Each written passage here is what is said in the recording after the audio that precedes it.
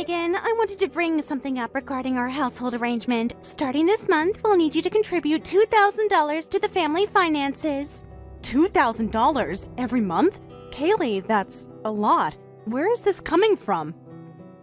It's not unreasonable. We're living together under one roof. It's only fair that everyone contributes to the household. That's not what we agreed on. You and Alex specifically said I didn't have to pay for anything. It was your idea to have me move in to help with the family. Yes, for living expenses. That's still covered. But this is about something else entirely. This is for Kyle's education. His education? I thought that was already budgeted. What could possibly cost $2,000 a month? You don't seem to understand what a proper private middle school entrance exam requires. It's not just a few textbooks and flashcards. There are prep courses, private tutors, mock exams, summer intensives. It adds up. Even so, I've never heard of spending that much every month on tutoring. My friend's grandson is studying for entrance exams too, and his parents pay about $200 or $300 a month for his tutoring program. Less than $300 for private tutoring? That's laughable! No wonder their kid will never get into a good school. That kind of low-tier program might work for families who've already given up on success. That's uncalled for. My friend's grandson is a smart, kind boy, and he's doing well. That kind of comment is cruel to both him and his family. I'm just being honest. Stupid parents raise stupid children. It's a fact. The kind of people who settle for cheap tutoring clearly don't care if their child succeeds. Kaylee, you can't talk about people that way. You're being classist and incredibly disrespectful. You know perfectly well not every family can spend thousands a month on education. And those families will stay exactly where they are, at the bottom, just like you. Excuse me? Let's not pretend. You didn't finish high school. You've never had a proper job. You live off of your son because you can't support yourself. You're exactly the cautionary tale I don't want Kyle to become. That's incredibly hurtful. You're right that I didn't have the opportunity to finish school, but that doesn't make me a bad person or a bad influence on Kyle. It makes you unqualified to comment on what Kyle needs to succeed. Alec and I both went to Harvard. That's the standard we live by. Kyle must go to a top-tier school. Anything less is failure. But have you even asked Kyle what he wants? Whether he wants to go to an elite prep school or follow in your footsteps? Or is this all just about what you want? What I want is for my son to have a future. You clearly didn't care enough about your own to finish school. If you loved Kyle, you'd do everything to prevent him from ending up like you. You think you can guilt me into handing over $2,000 a month by throwing my past in my face? I think you should be grateful you're even part of this household. You're uneducated, poor, and dependent. We've let you live here rent-free long enough. Now it's time to give something back. I give plenty. I cook, I clean, I've helped raise your son since he was a toddler. And now you'll pay. You're not here to give parenting advice or opinions. You're here to write checks and stay out of the way. So that's how you see me? Just a bank account? A quiet one. This family needs results, not your sentimental distractions. And what happens if I say no? If you say no, then I'll know exactly where your loyalties lie, and Kyle will too. Are you threatening to turn him against me? No, I'm warning you. You either help us give him a future, or you stay part of the problem. Then let me ask you something, Kaylee. If your idea of a future is raising a child in fear of becoming like his grandmother, is that really success? Spare me the lectures. You made your choices. Don't drag Kyle down with you. I may not have had your degrees, Kaylee, but I know how to love a child without turning him into a trophy. Then prove it. Pay up. Otherwise, maybe it's time we reconsider whether this arrangement is working at all. I'll speak to Alec before I decide anything. This wasn't the deal I agreed to, and I won't be strong-armed by my own daughter-in-law. Feel free, but don't expect him to take your side. This isn't personal. It's just what Kyle needs. No, what you need is control, and I'm starting to think Kyle's already paying the price. Alec, I need to talk to you right now. Did you seriously tell Kaylee I'm supposed to give her $2,000 a month? What? Mom, wait, what are you talking about? Don't act like you don't know. She told me it was your idea. That you said if the household budget's tight, I should be the one to help. No, I never said that. I didn't tell her to ask you for money. I would never do such a thing. Why would I? All I'm telling you is exactly what she said to me. She came to me with a spreadsheet and a breakdown of tutoring expenses, claiming you were the one who brought it up.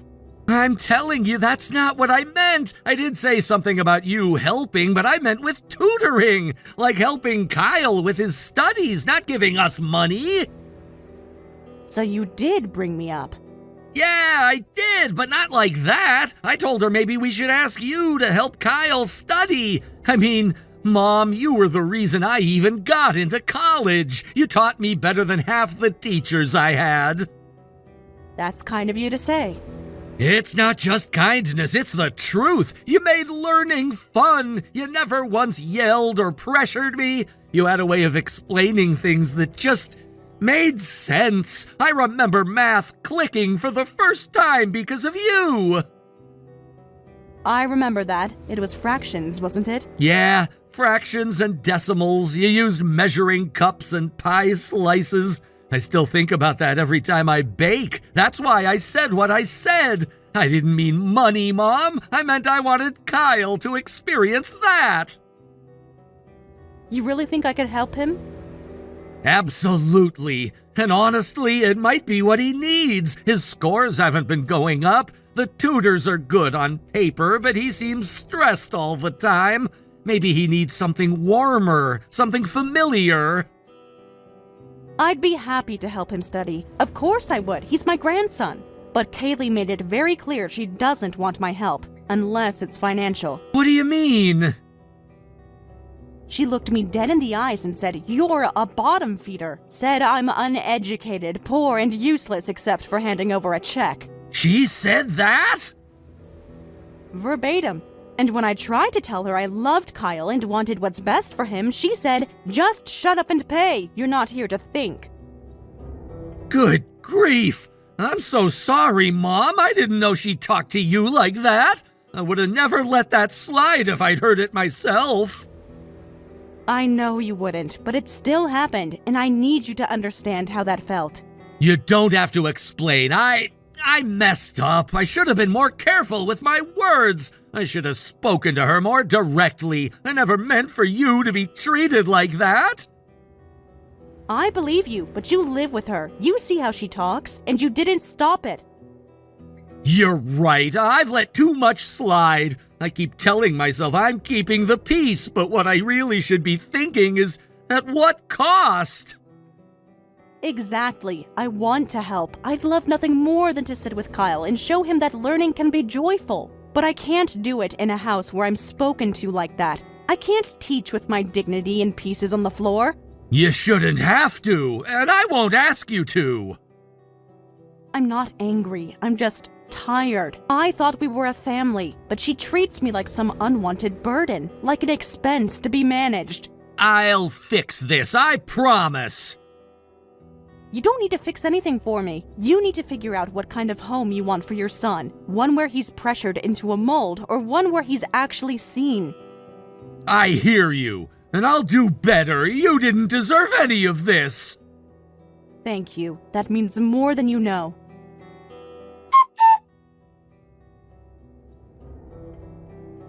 Well, Megan, I hope you enjoyed your time living with us because it's officially over now. Your belongings are outside, nicely boxed, even though you hardly deserve that courtesy.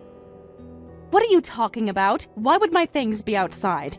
Because you're no longer welcome in this house, effective immediately. Consider this your notice of eviction, minus the legal niceties. You're throwing me out? What on earth for?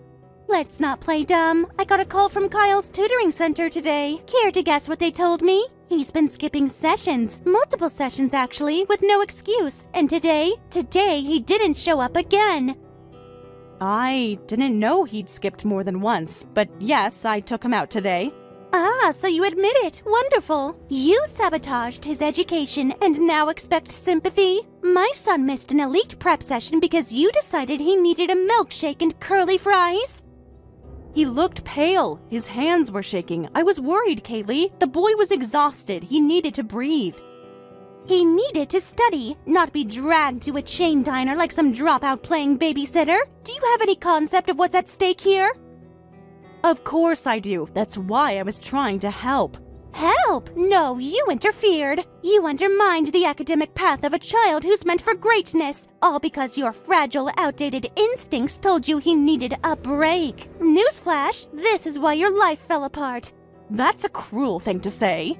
Is it? Because facts don't care about feelings. You didn't finish school. You never built a career. You live off your son's charity. You're a walking warning label, and I'll be damned if Kyle ends up anything like you. You think I'm dangerous because I gave him one afternoon off? No, I think you're dangerous because you still believe affection is more important than discipline. That's how mediocrity is born. Kaylee, I didn't take him to the arcade. I sat with him. We talked. I asked him what was stressing him out. And in doing so, you gave him permission to slack off. You cracked the door open to laziness, and now I'm left to deal with the consequences. You should have stayed in your lane. He's 13. He's not a machine. Even prodigies need to rest. Oh, please. Burnout? That's what you're going with? That's just a euphemism for spoiled and soft. I swear, your generation babied kids into mediocrity. If I ran my home the way you ran your life, Kyle would be eating instant noodles in a trailer park. You're being ridiculous. I didn't mean to disrupt anything. I saw a child who needed kindness. What you meant is irrelevant. You are not qualified to make decisions about my son's future. I don't care if you raised 2 boys 40 years ago with nothing but your outdated charm and a pot of soup. That doesn't make you Harvard material. Kaylee. No, I've tolerated your presence here long enough, out of pity, mind you. You've never paid rent, never paid a cent toward Kyle's future, and now you're actively sabotaging it. I was never asked to pay. Alec invited me here. You both said this was about family.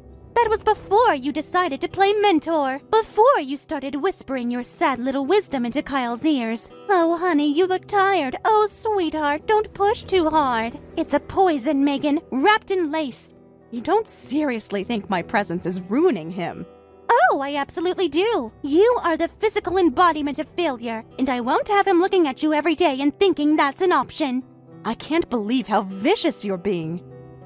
Vicious? I'm being honest. Brutally, necessarily honest. You are a relic. In this family, my family, has no space for dead weight. I don't want to live somewhere I'm treated like garbage, but don't fool yourself into thinking that kicking me out is going to magically fix your problems. It'll be the first step. Without your distractions, Kyle can finally focus on his goals. No, you'll just be lonelier, sadder, more pressured. He's a smart boy, but even the brightest minds can break under this kind of expectation. Good. Let him break now and rebuild stronger.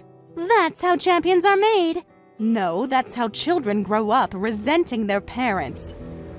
You've made your point and your exit, so let's not prolong this. I want you out before sunset.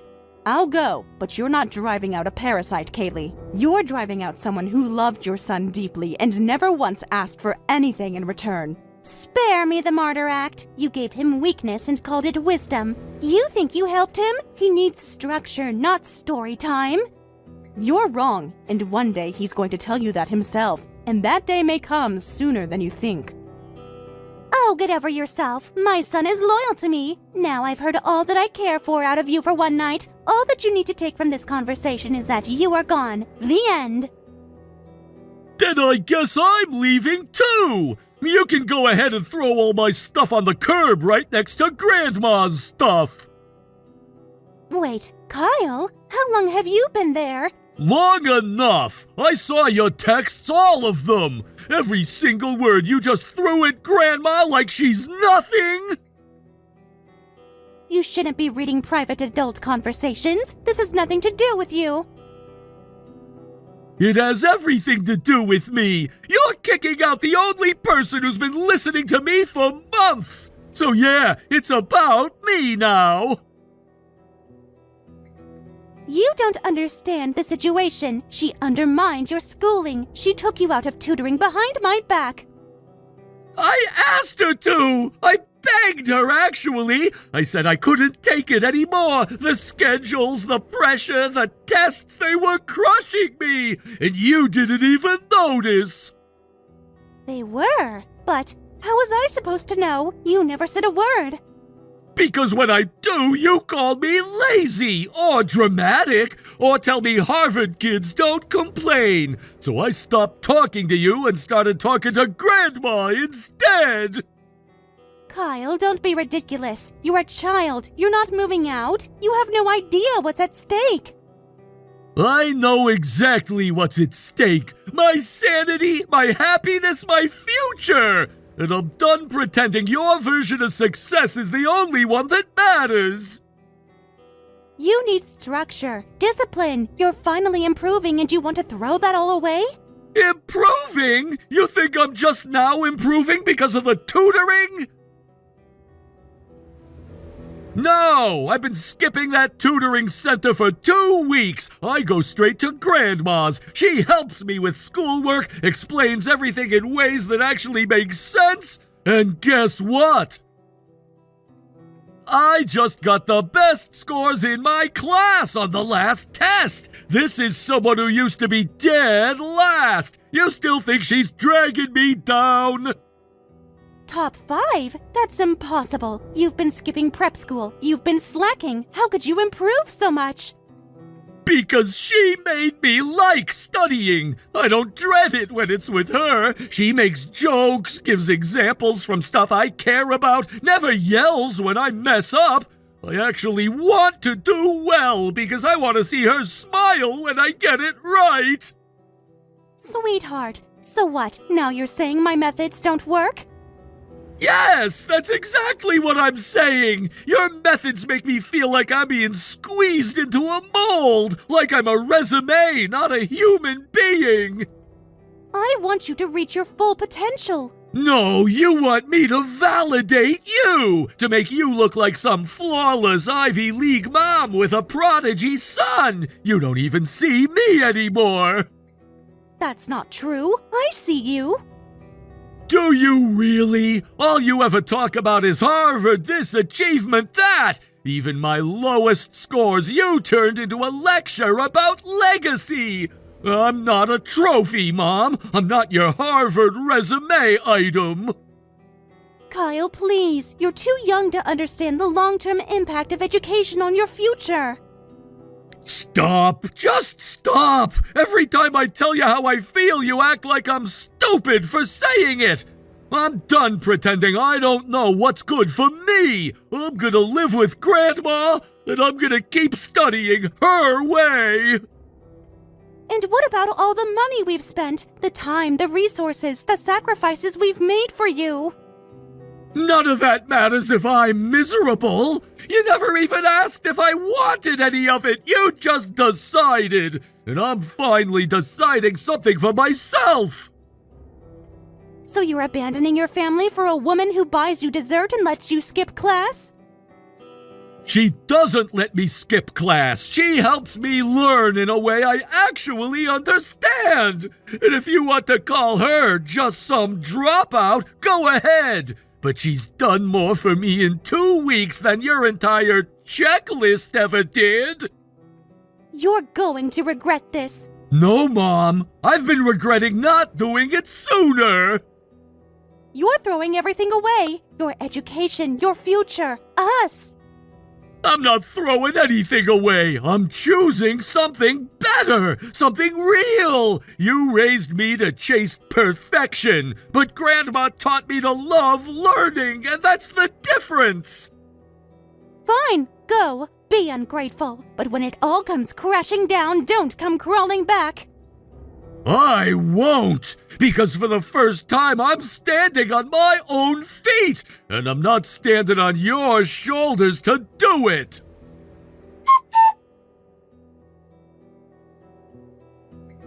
This is insane. I don't get it. He still won't come home. I've tried everything. Texts, calls, even waiting outside after school. He just turns away every time. Because he's at peace here. He sleeps through the night. He hums when he studies. He's not hiding under stress anymore. Don't act like this is some miracle. You bribed him. That's all this is. Bribed him? You took him out for desserts. You let him skip tutoring. Of course he thinks living with you is fun. You turned this into a slumber party.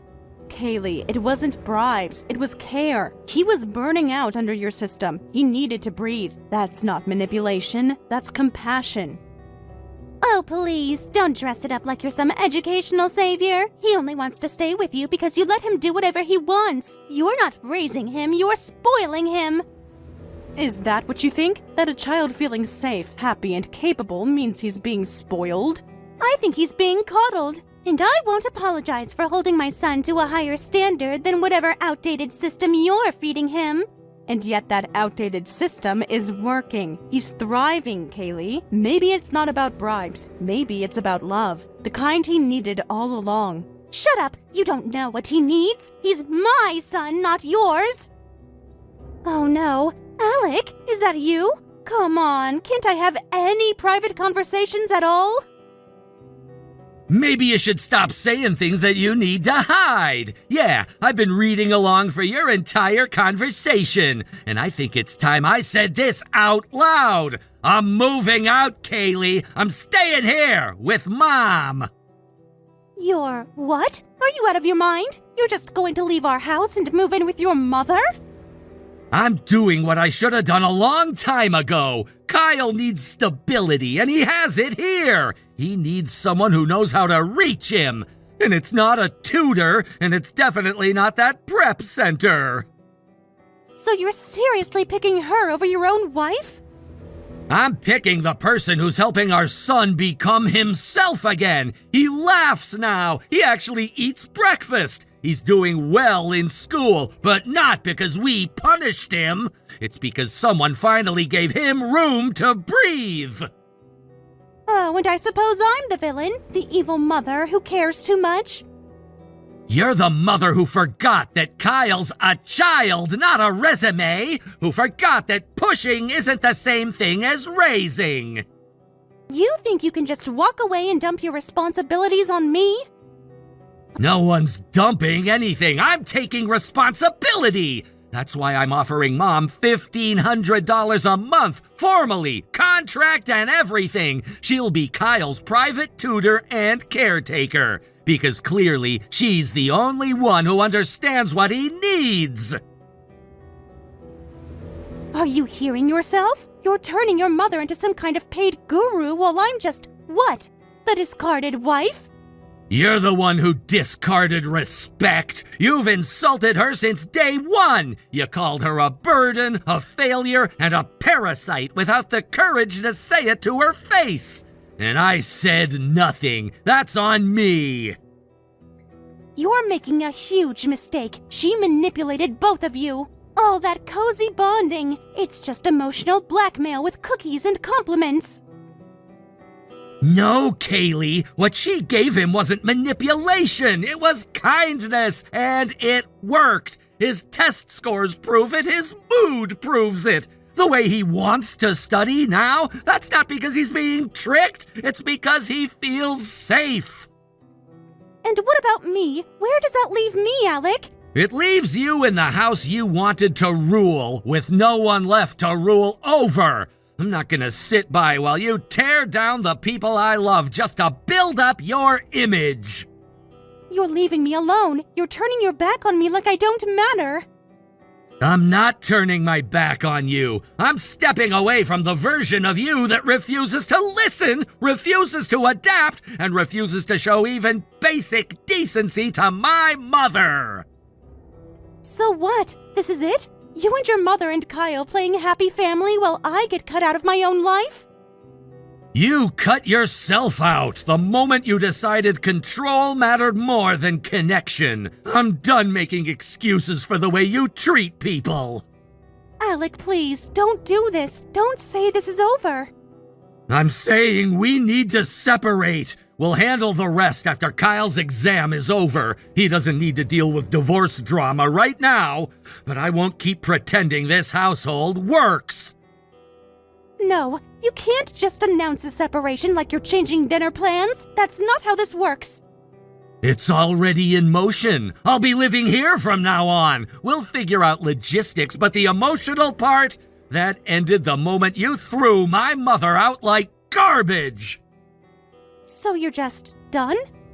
I'm done with disrespect, done with performance parenting, done with watching you turn love into leverage. Mom stays, Kyle stays, and I stay with them.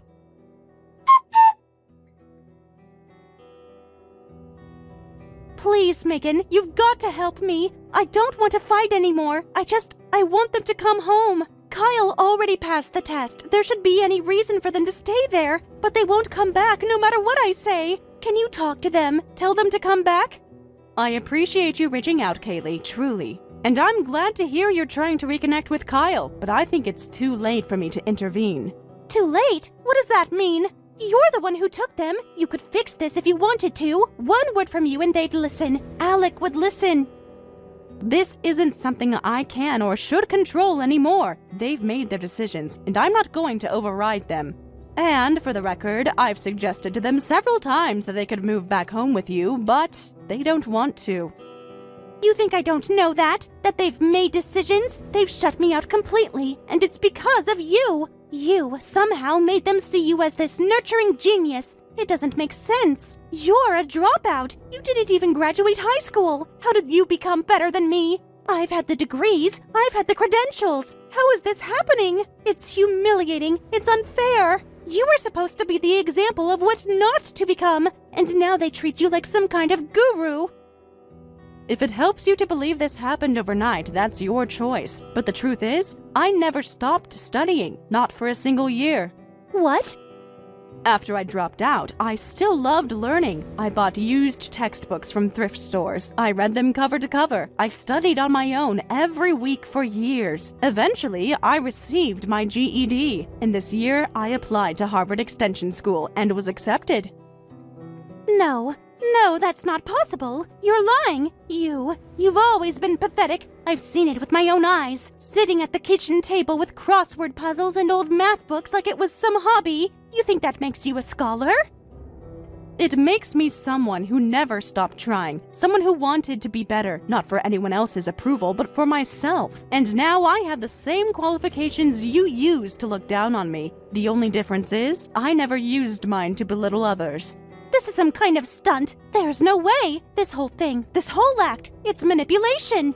Believe what you want, but I didn't do this for Alec or Kyle. I did it for the girl I used to be. The one everyone assumed would never amount to anything. I'm not going to argue with you, Kaylee. I have no interest in winning anything here. The decisions that matter now are between you, your husband, and your son. I'm stepping out of the middle. So that's it? You get your applause, your degree, your perfect little redemption arc, and I'm just left here alone?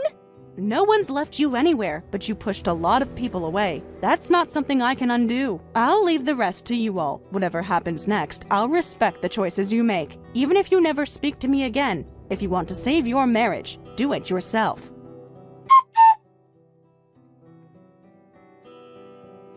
It's been a few months now. Alec and Kyle live here full-time. We've settled into a quiet rhythm. We eat meals together, shared study time, even have the occasional movie night. The apartment's small, but somehow it feels fuller than any house we lived in before. Kaylee moved into a one-bedroom across town. We see her sometimes, usually for dinner at a neutral restaurant. Kyle goes, but he rarely says much. He told me once that whenever he steps inside her space, her words start playing in his head again. The ones about failure, bottom feeders, and the like. He says it makes it hard to focus. I don't blame him. Alec hasn't said the word divorce directly, but we all know it's only a matter of time. Whatever bond they had is stretched so thin, I'm not sure it can hold anything anymore. As for me, I started classes at Harvard Extension this spring. I'm a real student now, complete with textbooks, lectures, papers, and all. It's both strange and wonderful. I feel like I've returned to something I was never allowed to reach the first time. People like Kaylee think value comes from diplomas and income. But I know better now. No one gets to define your worth except you, and it's never too late to grow.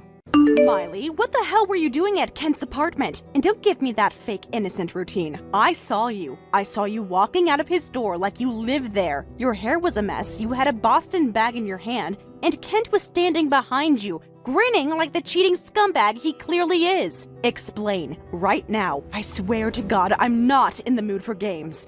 Wow, and here I was hoping I'd get to break it to you gently. But hey, this works too. Let's just rip the Band-Aid off, huh? Yes, I was there. Yes, we slept together. And no, I don't feel bad. Not even a little. You're unbelievable. You're seriously just admitting it?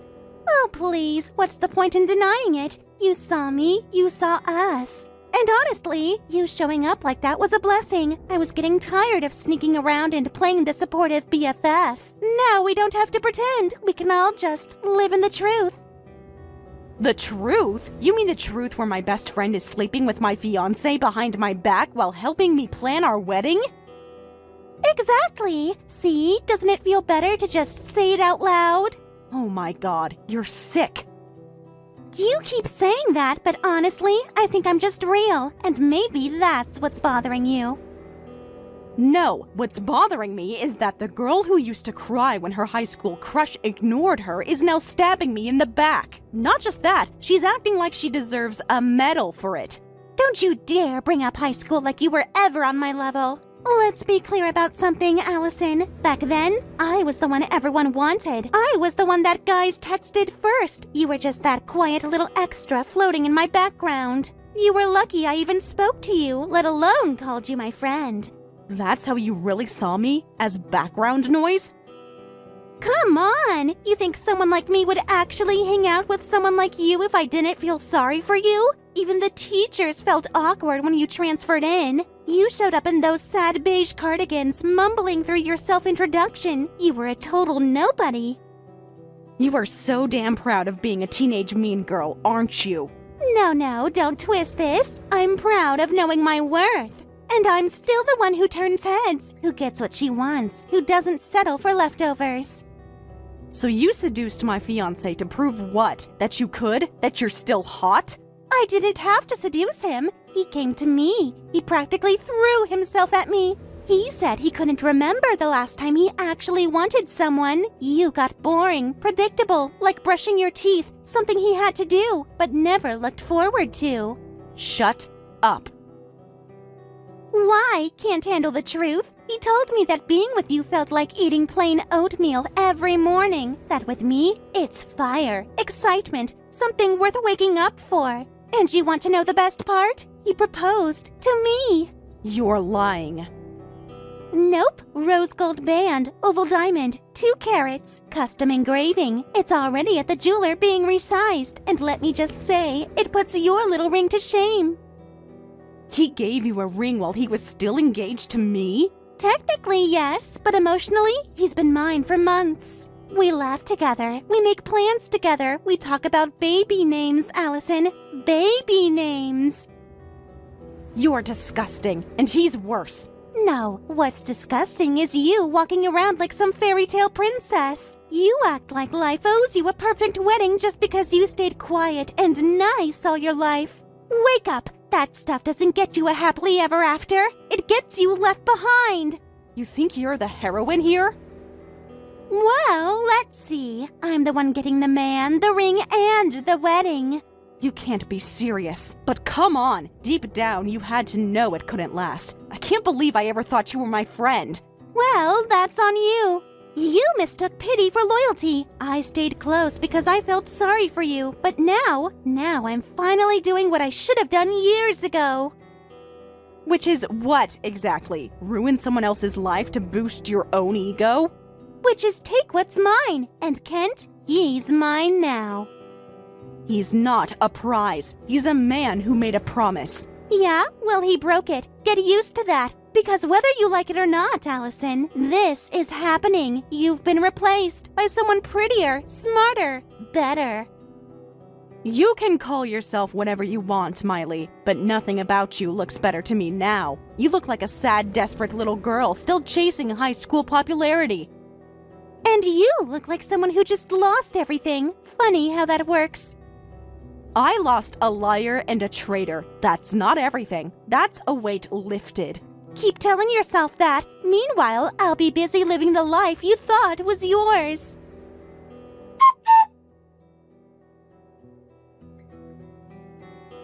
Kent, I want you to say it. Right here, right now. Did you really propose to Miley? Is everything she said true? Because I'm sitting here trying to breathe, and I need to know if you're really that kind of man. There's no point pretending anymore, Allison. Yes, I proposed to her, and yes, I meant it.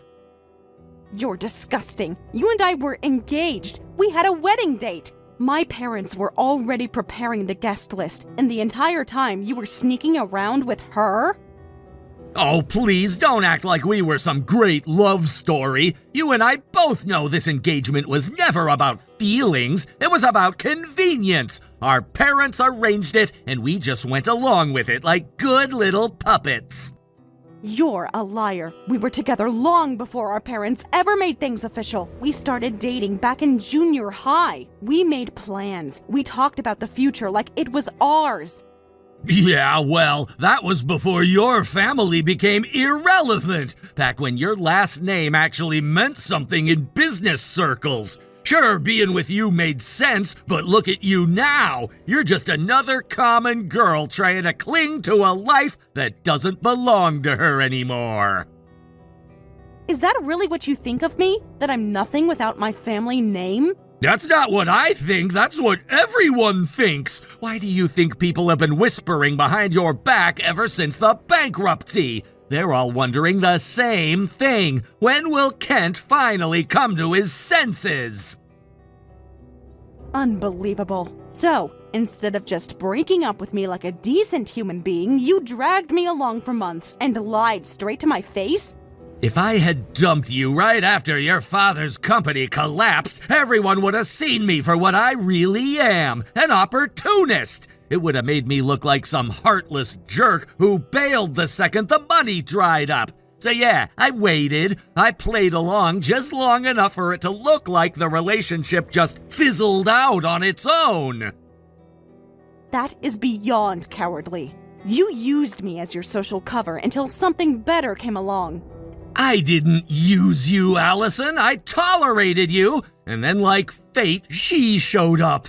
Miley messaged me out of nowhere, said she recognized me, said she remembered I was your fiancé.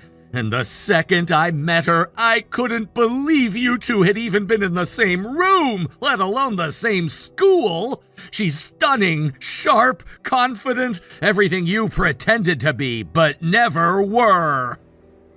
I can't believe what I'm reading. So that's it? That's all it took for you to throw away 6 years? It wasn't 6 years of love, Allison. It was 6 years of maintaining an image. Once that image cracked, once you stopped being the heiress everyone respected, you were just boring. And Miley, she made me feel alive again. When she looks at me, she actually sees me, not just the guy who fits neatly into your carefully curated future. No, she sees a man she can brag about stealing. You think she cares about you? She just wanted to win. That's all this is to her. Maybe it started that way. Maybe she wanted to prove a point, but guess what? Even if it did start as a game, I'm the one who's choosing her. She makes me laugh. She makes me want things. And when I look at her, I don't feel like I'm trapped in some dusty family legacy. You are pathetic. You tossed aside everything we had because your pride couldn't handle losing status. Call it what you want, but the truth is, I don't want to marry someone who drags me down. And that's what you've become, Allison. A dead weight I've been carrying for too long. You're heartless. You're vile. You used to at least pretend to care about what was right. I care about what's smart, and staying with you, that would have been a terrible decision. I hope you choke on your own arrogance. I'll be too busy enjoying my new life to care. You can keep your old photos and fake memories. I'm moving on to something better.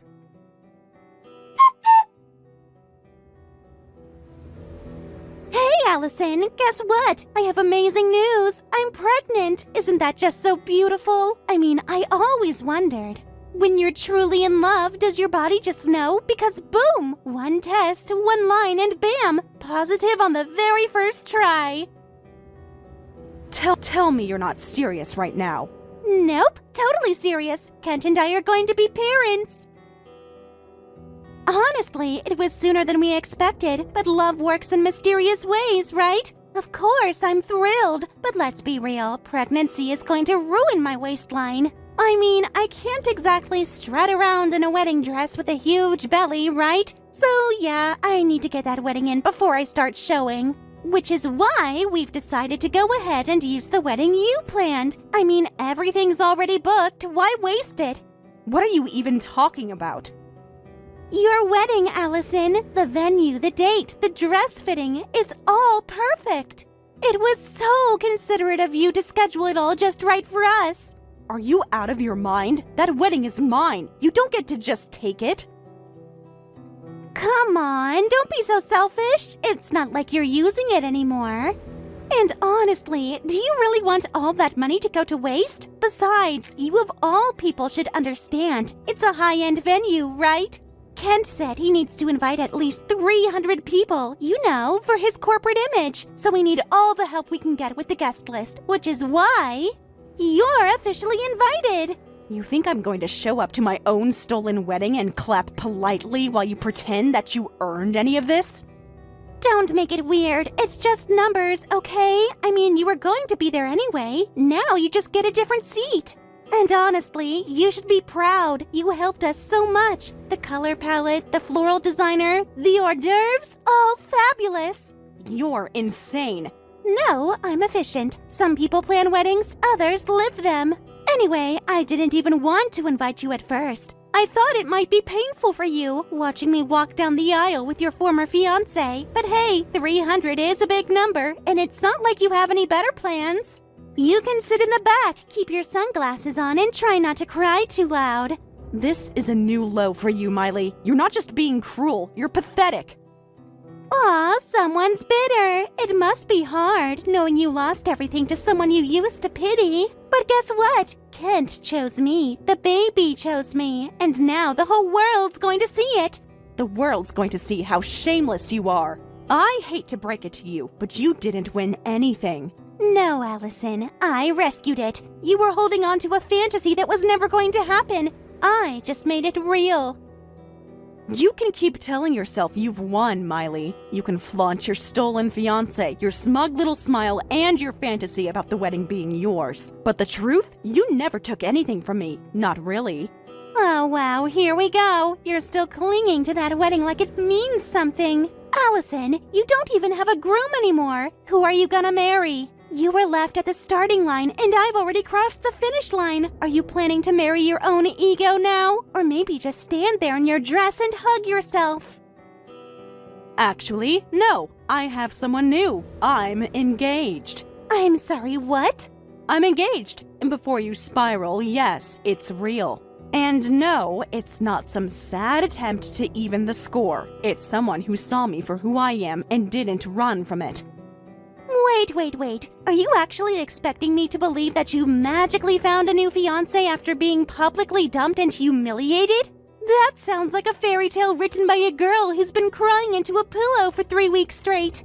It's not magic, it's timing. We knew each other in middle school. We lost touch when I transferred, but we bumped into each other recently at a work event. He messaged me a few days later just to ask how I was doing after everything with Kent. And you know what? We talked. We laughed. We remembered who we used to be.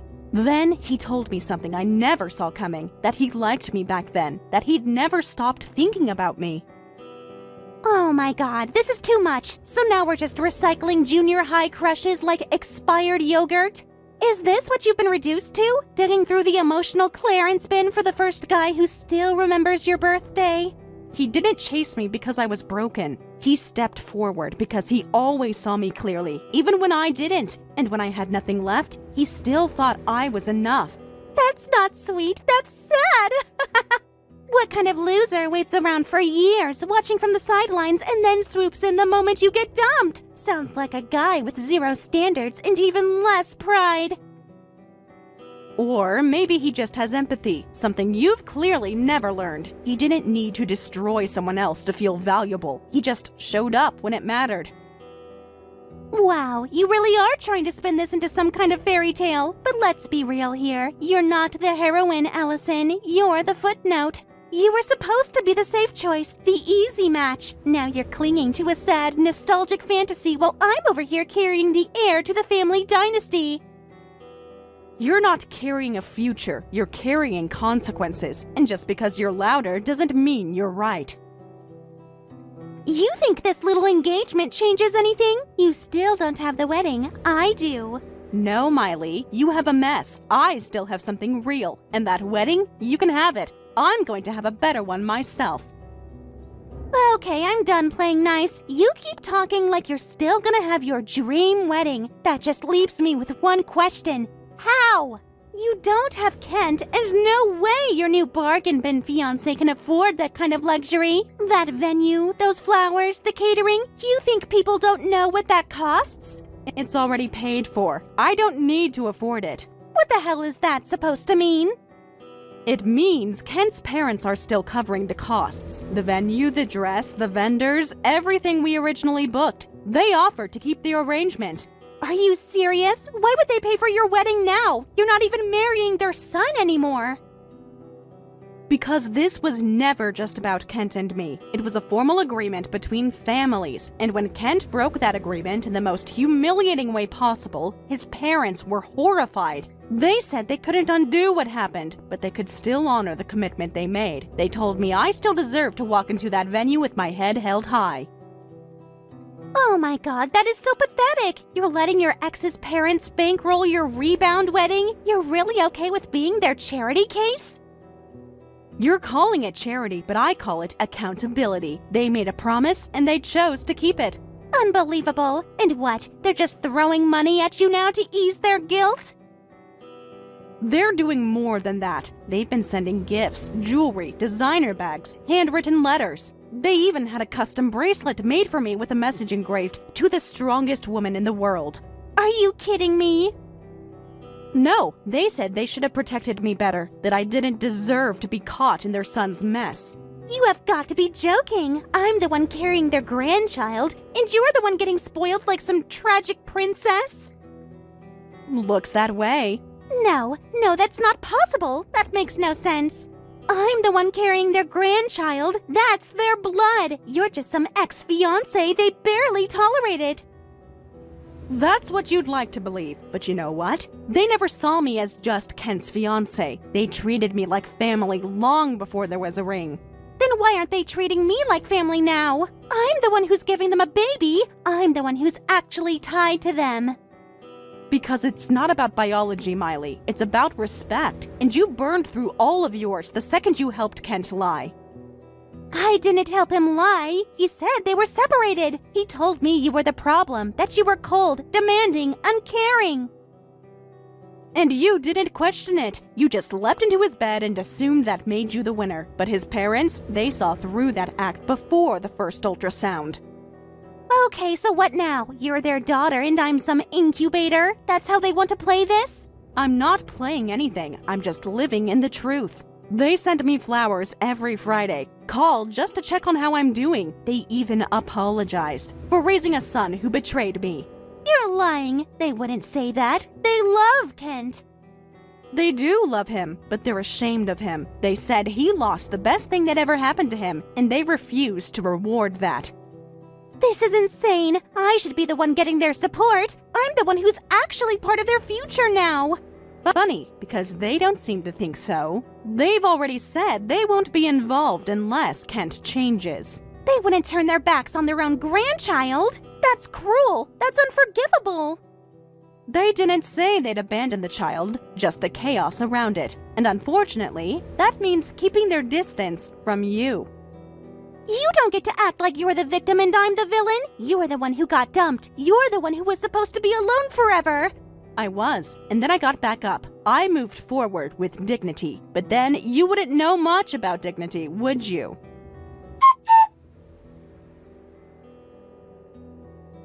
Allison! I know I'm probably the last person you want to hear from, but I didn't know who else to turn to. My parents just summoned me. They told me I'm no longer the heir. They've cut me off completely. Meaning what? They said I'm not morally fit to run the company, that I've embarrassed the entire family. They said they can't forgive what I did to you. Definitely valid, yeah. And then they said something even worse, that even if Miley's baby is mine, they won't recognize it as their grandchild. Wow. They looked at me like I was a stranger. My own father said I'm no longer his son. They told me not to come home again, not now, not ever. That's more severe than I expected, but I'm not surprised they're furious. You didn't just hurt me, you humiliated everyone tied to this arrangement. I didn't think they'd actually go this far. I thought maybe after some time they'd come around. I thought once the baby came they'd soften, but they were ice cold. They said I'd forfeited everything, and I think they meant it. You made your choice, Kent. You knew what was at stake, and you went through with it anyway. You walked away from me, from your family's trust, from everything we spent years building. And now you're shocked that it all collapsed? I didn't think I'd lose everything. That's what betrayal costs. You don't get to set the terms after you've broken them. I don't even know what to do now. I feel like I've destroyed my entire future. Then maybe it's time you stop blaming everyone else and start owning the damage you caused. Whatever's left of your life now, you'll have to build it with Miley. This is the path you chose, so walk it.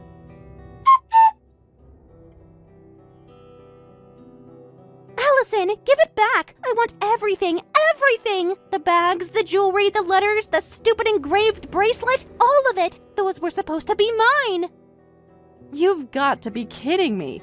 Do I look like I'm joking? Those were meant for Kent's wife. And guess what? That's me now! Not you! Not anymore! I'm the one carrying his child. I'm the one staying by his side. You're just the discarded starter girlfriend. You've already taken enough, Miley. The man, the wedding, the future I was building. And now you want to strip away the past, too? Yes, because I deserve it. You think walking around in their gifts makes you special? I'm the one who should be dripping in diamonds. I'm the one who should be pampered and praised and adored. I'm the one they should be showering with gifts and letters and apologies. But instead, they're treating me like I'm nothing. And you're still their precious little princess? Because they saw who you really are. They saw nothing. They've made a huge mistake. You think you're better than me because they pity you? Because they handed you a bracelet as a consolation prize?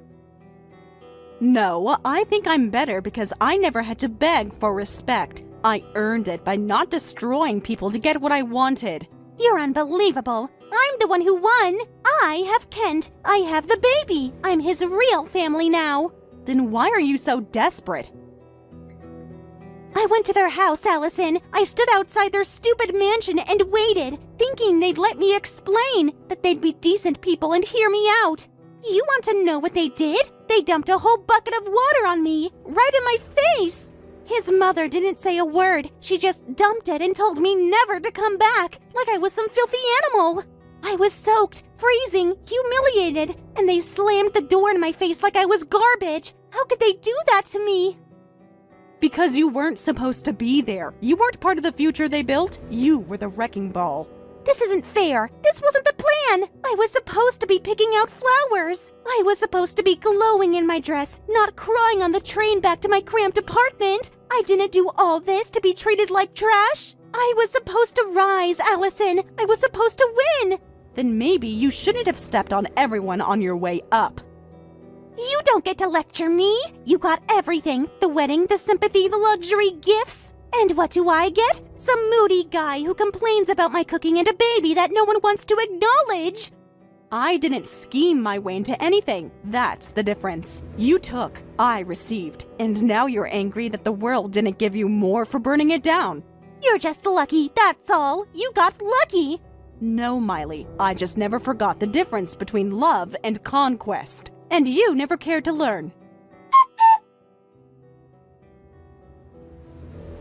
Kent was kicked out of his family's apartment not long after the final blow. He and Miley moved into her childhood home, a cramped, aging place that couldn't hide how far they'd both fallen. Kent complained constantly. The rooms were too small, the meals too plain, and the life he'd chosen didn't feel as victorious as he'd imagined. Miley tried to hold it together, but her parents began to crack under the weight of their entitled guests. From what I've heard, it's only a matter of time before they're asked to leave. As for me, I married the man who stood beside me when I had nothing left. He never asked me to pretend. He never made promises he didn't keep. When he was offered an overseas position, I followed him without hesitation. It wasn't the wedding I'd planned, but it was everything I needed. Quiet, honest, free of spectacle. I used to think life was about perfect plans and matching expectations. Now I know better. Peace doesn't come from winning. It comes from knowing you chose what's right, even when no one was watching. And for the first time in years, I'm truly happy. For the last time, stop messaging me! Unless there's some kind of pressing emergency, I do not want to hear from you, Mom! Holly, it's December. Are you coming home for Christmas this year? Your cousins are all bringing their families. I already told Aunt Patty you'd be here. I've messaged you 3 times. Can you at least answer? I am answering, and no, I'm not coming back. Didn't I make that clear last year? You said you were busy last year. I thought maybe this time would be different.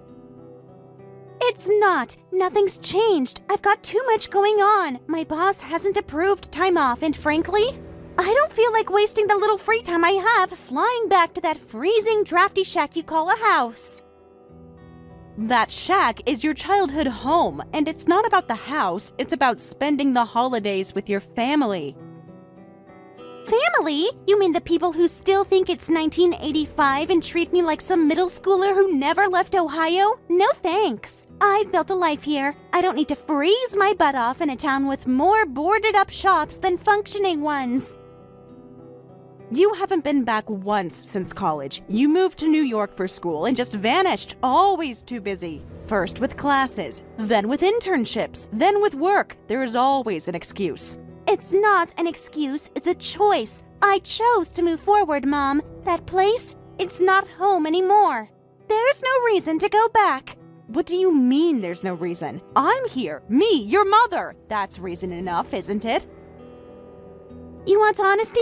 Fine. No, it's not enough of a reason. I have zero interest in sleeping on that lumpy old couch in that cold living room just to pretend I'm some small-town girl who never got out. I make more money in a month now than you ever made in a year. Why would I come back to that? Because I'm your mother. Because I miss you. Because I still remember the girl who used to call every weekend just to chat. The one who hugged me tight before heading off to college and said, "Thanks for everything, Mom." That was before I realized how suffocating it all was. How embarrassing. You really think I want to spend my entire Christmas holiday being reminded that my mom still works the factory line? That she lives in a place with rotting window frames and duct tape space heaters? Is that what you think of me? I'm embarrassing to you? I didn't say that. Those are your words, not mine. I'm just saying I don't need the reminder. Look, I've worked hard. I've got a career, a future. I'm engaged to someone who actually gets it, who doesn't think ambition is a dirty word. I raised you alone. I worked 10-hour shifts standing on concrete floors just to keep the lights on and get you through college. Every winter, my fingers would crack and bleed from the cold, and I still got up before sunrise to make your lunches. And now you talk to me like I'm some roach you stepped over.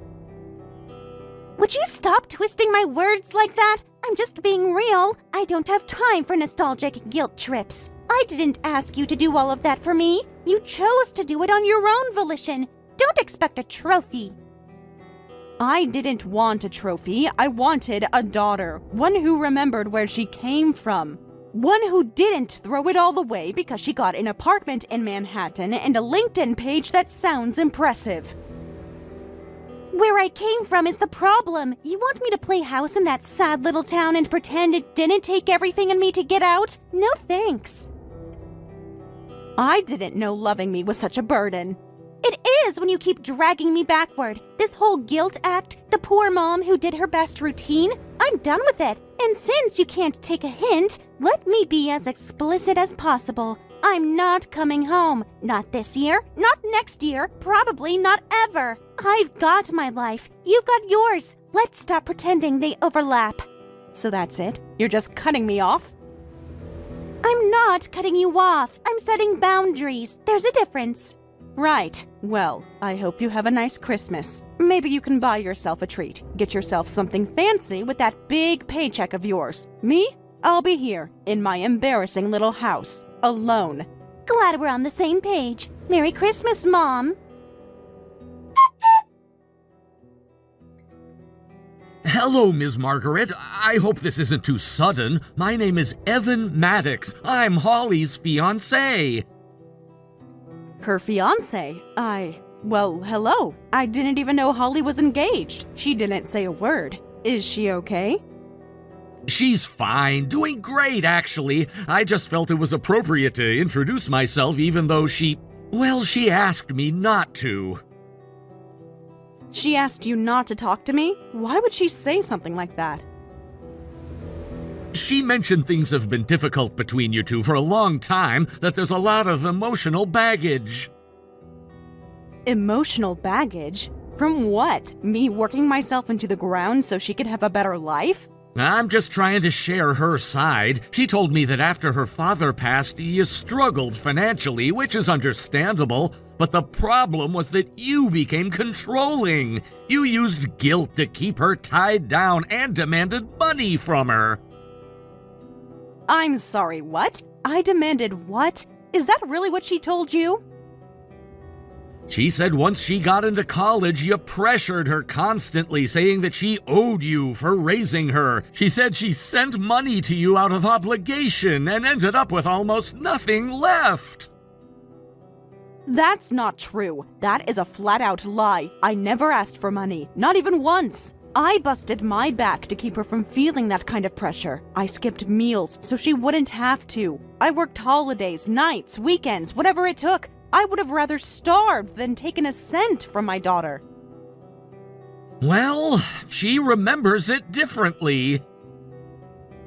Then she remembers wrong. Or maybe she's rewriting history because it's easier than admitting she abandoned me. Because let me tell you something, Evan. I used to get up at 4 a.m. to pack her lunches. I'd walk to work in the snow just to save bus fare. When the furnace broke, I sealed the windows with bubble wrap and worked double shifts so I could pay the heating guy. So don't you come in here with your fancy CEO words and accuse me of being some manipulative mother. I was trying to survive and give her a damn future. I'm not trying to accuse anyone of anything. Please, calm down. I just think Holly deserves peace. The only way she found stability was to block you out. Your constant calls and messages felt like harassment. You know what those calls were? They were me praying she was safe. They were me wondering if my only child had eaten. They were me begging for any kind of sign that she was still in my life. And if that's harassment now, then I guess I'm guilty of loving my daughter too much. I get that you're emotional right now, but I think we both know boundaries are important. If Holly doesn't want contact, that choice should be respected. Respected? I respected her when she said she needed space. I gave it. I kept Christmas quiet. I didn't show up at her job or call her boss, but I texted on birthdays. I checked in during the holidays because I'm her mother. That doesn't just stop because she moved to a better zip code. With all due respect, Ms. Margaret, I trust Holly. I've seen how hard she works and how much she's built without anyone's help. Meanwhile, you made her feel like she could never breathe. She was drowning in your high expectations of her, and you never even thought to extend a helping hand. Without anyone's help, she's living off the education I paid for with overtime and frozen dinners. That business suit she wears to meetings, I bought with the money I didn't spend on myself for 20 years. Don't sit there and act like she clawed her way up alone. She climbed on my shoulders to get there. Regardless of how you see it, she's asked for distance, and if that line keeps getting crossed, I'll need to take action. She told me you still work at the plant in Riverfield, is that correct? I'd rather not have to involve your supervisor, but if she feels unsafe or emotionally compromised, I will do what I must. Are you threatening me now? You're seriously going to come after my job? You don't even know me. It's not a threat, it's a precaution. I take Holly's well-being seriously, and emotional stress is still stress. I sacrificed everything for her. Everything. I gave up dates, vacations, even new shoes, just so she wouldn't go without. I didn't complain when she moved away. I didn't say a word when she started ignoring my messages. I sat here in this same chair year after year, waiting for some tiny sign that I still mattered. And now you waltz into my life with your perfect teeth and startup success and act like I'm the villain? Like I'm some toxic parasite who won't let go? I understand this is hard to hear, but Holly and I are building something new, and part of that means leaving the past where it belongs. You don't get to decide that, and neither does she. Not while she's slandering me to people I've never even met. If you had any decency, you'd at least ask both sides before playing judge. I'm doing what's best for Holly, that's my only concern. Then you'd better pray you really know her, Evan.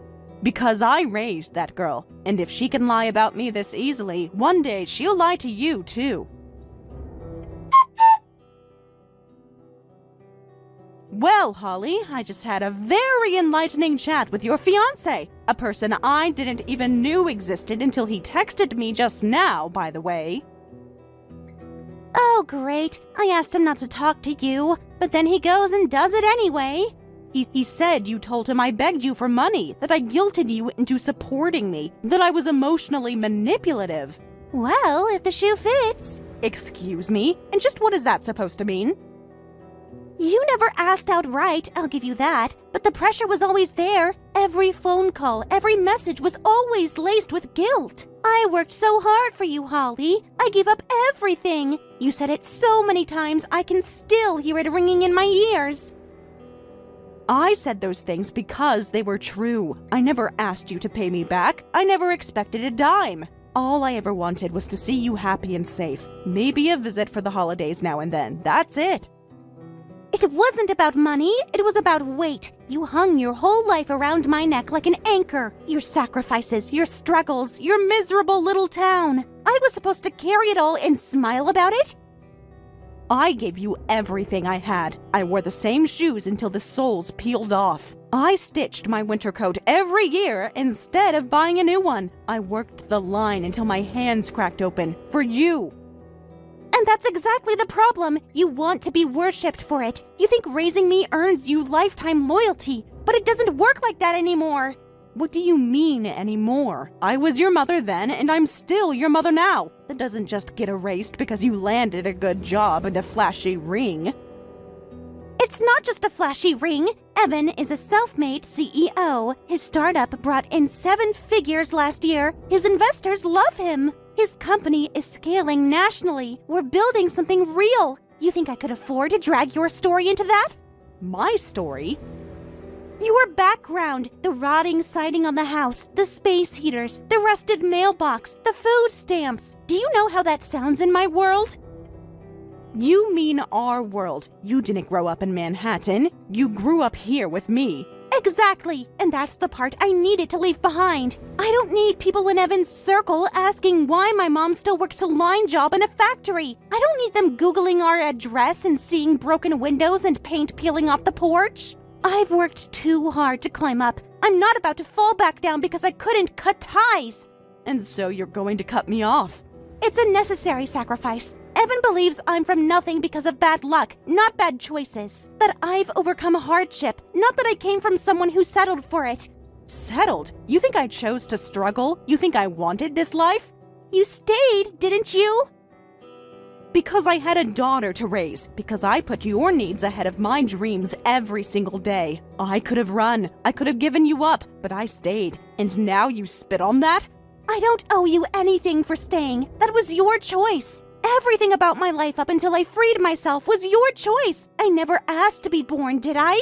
No, but you were. I loved you, and I still do. Even now, when you talk like I'm a pile of garbage. God, Holly, I barely recognize the person texting me.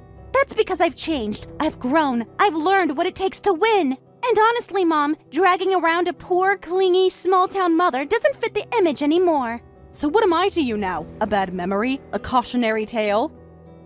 You are the version of myself I worked hard to avoid, that's all. Look, I'm not trying to be cruel, but I've made it. I finally made it. I'm officially in the winner's circle. There's no room for rusted trailers and people who shop with coupons.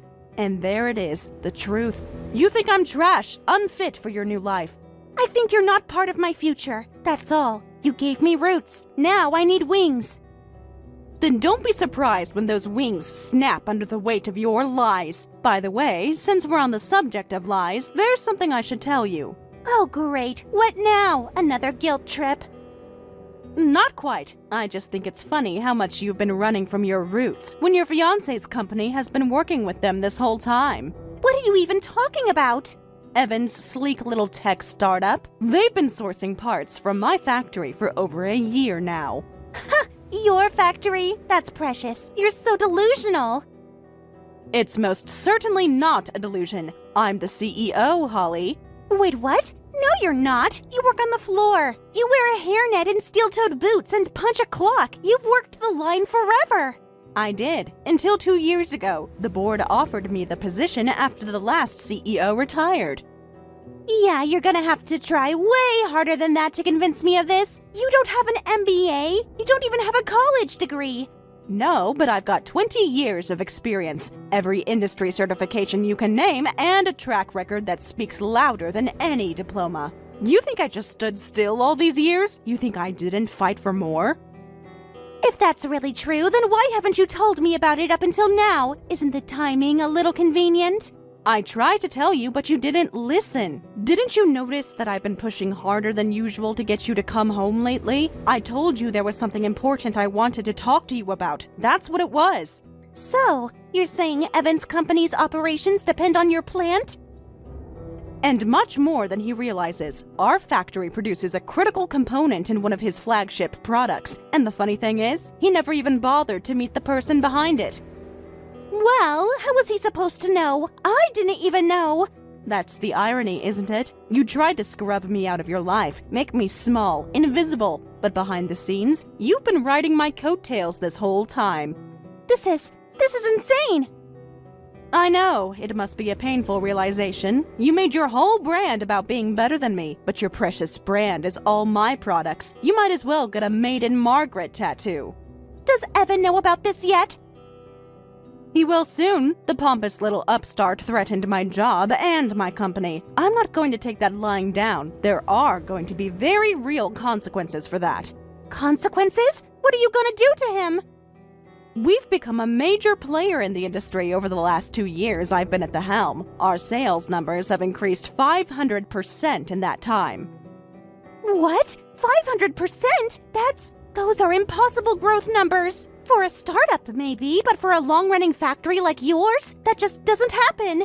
But it did, though. You can check the annual reports we issue to confirm it for yourself. And you know what that means. We're not hurting for business at all. I think it might be time for my company to reconsider its relationship with Evan's firm. As a matter of fact, I plan to propose to the board at the next meeting that we are completely cutting him off.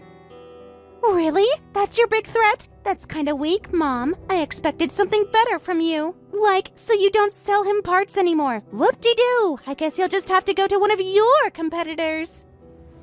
He can go to them if he likes, but the very big problem he'll run into is that no one else is able to make the parts he needs besides us. My company has the patents for nearly 70% of the products Evan's firm uses in their products. If we cut him off, then they'll have to pump tens of millions of dollars into completely redesigning their products. Meanwhile, his competitors will have no such issue. Oh my god! Mom, you're really gonna go nuclear on him? That'll destroy his company. It'll destroy him. Is that what you want? Why, yes, Holly. That's precisely what I want. It's the least that he deserves for the way he disrespected me today. But what about me? I'm gonna marry him. If you destroy him, then you'll be taking me down too. Yet another very good reason to go forward with my plan. Mom, no! You can't do this! I didn't even know that you were the CEO! Are you really gonna punish me for not knowing something? This isn't about your ignorance. It's about your malicious blend of ignorance and arrogance. You need to be knocked down a peg or two, and it's my duty as your mother to see to that. Please, Mom, I'm begging you. Give Evan a message for me. It's very simple. You're done. Margaret, I want to profusely apologize for my unacceptable behavior earlier. I had absolutely no idea who you were when I said those things. That's right. You didn't know, but that didn't stop you from threatening my job like the villain on some bad soap opera. I wasn't trying to threaten you. I thought I was protecting Holly. She told me things that made me believe she was being emotionally manipulated, and I acted without thinking. You're an intelligent man, Evan. You don't get to use that excuse with me. You assumed the worst, and you treated me like some helpless woman working a line job you could squeeze out of the picture. That is not what I meant to do, I swear! I honestly thought I was doing the right thing at the time, but now I understand how wrong I was, and I'm truly sorry. Your apology doesn't erase how you treated me or my staff. You have disrespected my plant from day one with unreasonable deadlines, sloppy communication, and absolutely no appreciation. You're absolutely right. We've leaned on your factory heavily, and I never took the time to acknowledge how critical you've been. That was a huge failure on my part, and I'll own that completely. You didn't just lean on us, Evan. You built half your business model on our production schedule and expected us to jump every time you snapped your fingers. I understand that now, and I wish I could go back and handle things differently. I would treat you and your team with the respect you deserve. Please, I'm asking you not to end the partnership over this.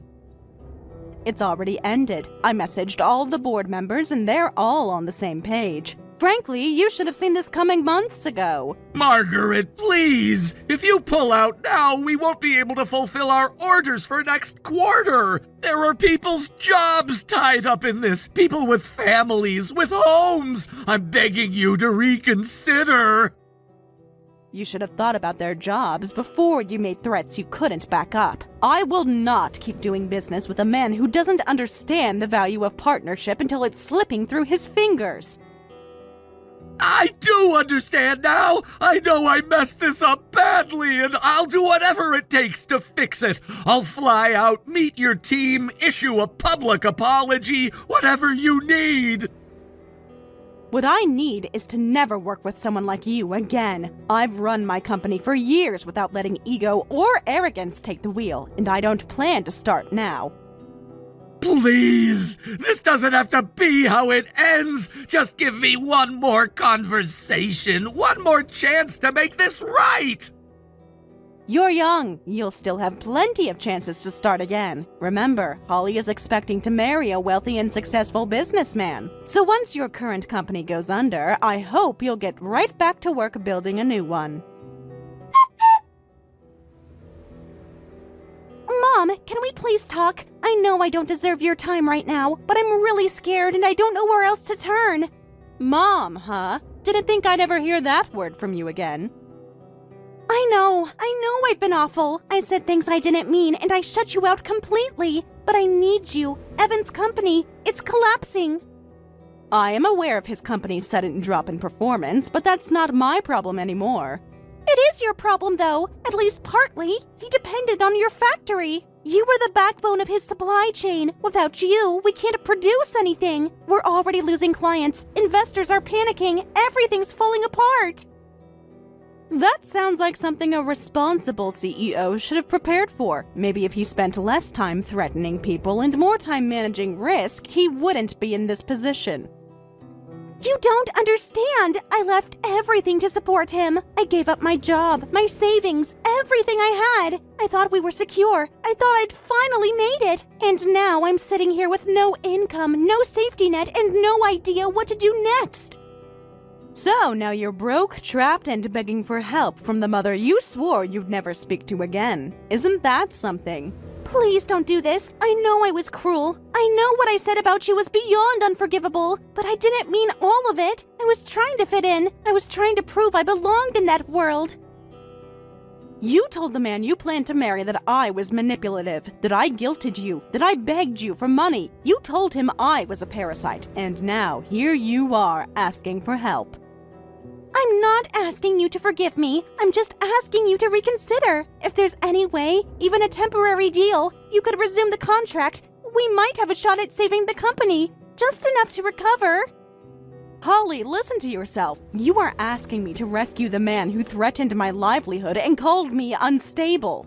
You want me to extend a hand to the people who erased me from their story until it became convenient not to. I know how it sounds, but I'm not asking you for him. I'm asking you for me. I'm not proud of what I did. I regret it every day. I was stupid and arrogant and selfish, but I'm still your daughter. Somewhere under all this mess, I am still yours. Yes, you are, and that's what makes this hurt in a way I can't even describe. You didn't just cut me off, you made a show of it. You turned me into a punchline so you could feel bigger. And now you want the woman you humiliated to come clean up the wreckage? I'll never be able to take it back. I know that, but I'm begging you, not for pride, not for revenge, just for survival. Please help me. Please, don't let me fall apart like this. You don't understand. It's not that I want you to fall apart, but I can't save someone who only remembers me when everything else is gone. Then what am I supposed to do? Just give up? You do what I did. You get up, you rebuild, you take the pain and turn it into something stronger, but you'll do it without me. So that's it? This is really how it all ends between us? It didn't have to end this way, but you made your choice, Holly. Now I'm simply honoring it. Evan's company collapsed within a month. I wasn't surprised. Turns out my plant wasn't the only one he tried to bully, just the one that said no. Suppliers cut ties, one after another. The funding dried up. The press got wind of it. It was his third failed startup. I suppose charm only takes you so far. For Holly's part, she's sticking by her man. They got married a few months later. They didn't have much time to enjoy their newlywed bliss, though. Evan's company's collapse left him saddled with over $400,000 in debt. It's going to be quite a challenge for them to work it all off. But if Evan's really as good of a businessman as he thinks he is, maybe they have a chance. I never heard from Holly again after that, and I honestly don't expect her name to appear at the top of my phone anytime soon. As for me, things are going as usual at my company. I wake up early, just like always. I run a plant that's never been stronger. I lead a team I'm proud of. I mentor young men and women who remind me of younger versions of myself. They're willing to put in all the work needed to succeed. And I'm going to give them all the help that I can to make sure it happens.